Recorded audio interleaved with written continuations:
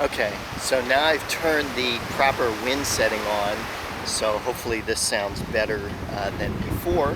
And now we are on the beach, and just look at the beautiful, keep using the word beautiful, but it is beautiful here. The blue and aqua green water is just amazing. And it's quite warm. It's probably about 70 degrees, so it's great to swim in.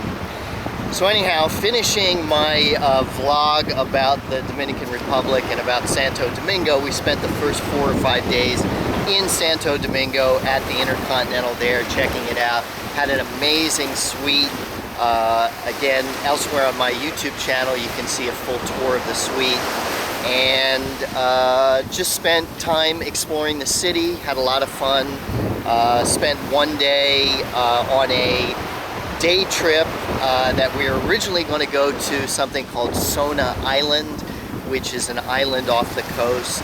And as sometimes happens when you're traveling, we ran into a work stoppage where the park itself, where the island is, was trying to raise the rates. So all the tour operators that bring all the people to the area decided to have a strike that particular day when we did the day trip, and none of them would take the people to the island as a protest to the new fees that they were trying to charge.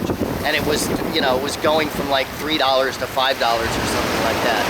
Anyhow, we made the best of it, and we had them drop us off in a little beach town called Juan Dolio, and we spent the day at a reasonably nice beach club there. You know, a beach hotel that allows people to buy a pass for the day. It had food and buffet, all you could eat food and drinks, and mainly was Russian and German people at the resort.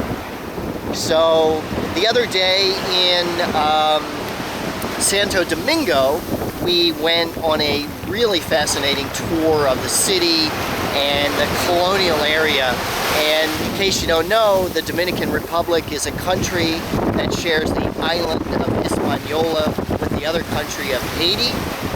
We are in the Caribbean, and we are between Cuba and Puerto Rico. The island of Hispaniola is between Cuba and Puerto Rico, and the claim to fame, so to speak, here is that this was the first Spanish settlement in the Americas. It's one of the first places that Christopher Columbus landed, and it was the first permanent Spanish settlement in the Americas. It has the first cathedral in the Americas, the first fort in the Americas, and even the first university in the Americas were all in Santo Domingo. So the history is fascinating. We went to a couple museums, checked out a couple palaces, and learned more about the history, including the fact that this country was run by a military dictator from 1931 to 1961, Trujillo, and he changed the city's name to his name and put up all these monuments, but he also killed a lot of people. The more I read about him, he was a pretty horrible guy. But it was just interesting to learn about the political history of this country, in addition to the Spanish colonial history as well. And also to learn that the U.S. invaded and occupied the Dominican Republic twice in the 20th century, from like 1916 to 1920, and then again in the 1960s, after the dictator then was assassinated. So that was interesting to know the U.S. connection with this country. So then after 4 or 5 days,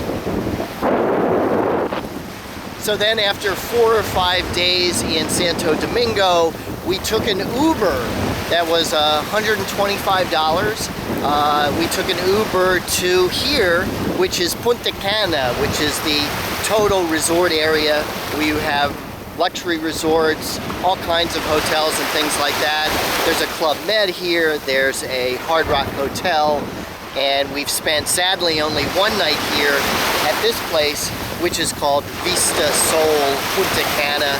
It's an all-inclusive resort.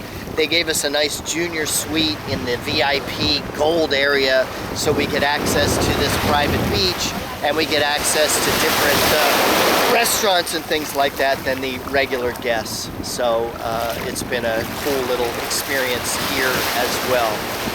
And as you can see, this resort takes up the whole beachfront area, and it's all inclusive, so it's all you can eat, it's all you can drink, all that kind of stuff, as well as different water sports and other activities that you can do while you're here. So it's a lot of fun. It was interesting because we needed to find a place to stay at the last minute, and it's a busy Easter and holiday weekend here. So sometimes Luxury Fred, I deal with properties directly, and I'm welcome to stay in those properties for free, which is great. And sometimes like this, I go on hotels.com and I figure out what the best option is. I do some research, and this one came up. My beautiful fiance had a free night coming to her on hotels.com, so it allowed us to get this for about half price. And it's been very interesting. You know, not a total luxury experience, but I don't think that that's what we were expecting. But really nice junior suite on the beach, and if you stay in one of these VIP gold areas, I would recommend it. The food was good. We only had a chance to eat at the buffet last night. They also have a couple of themed restaurants that are also all-inclusive, but you just have to make reservations for them in advance. And again, this is a really busy holiday weekend here, so the hotels are all at 99% occupancy. So there's a lot of people here. It's crowded as well. So that is it. The last part of our adventure is a trip home now on American Airlines, and we use airline Advantage miles to do most of the travel, which means we have like 2 connections to make to get back to Los Angeles, flying from Punta Cana to Charlotte, then Charlotte to Dallas, then Dallas back home to Los Angeles. Something I do like that I hadn't seen with American is you can pay for priority boarding.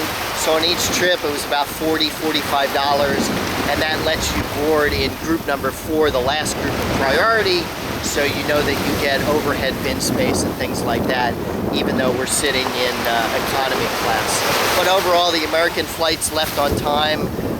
Service was okay. I always get the feeling that I'm an obstacle to the flight attendants doing their job, as opposed to the reason that they have a job. But that's something I can discuss in a whole different blog, especially after my recent experiences with Alitalia. So that concludes the vlog here from La República Dominicana.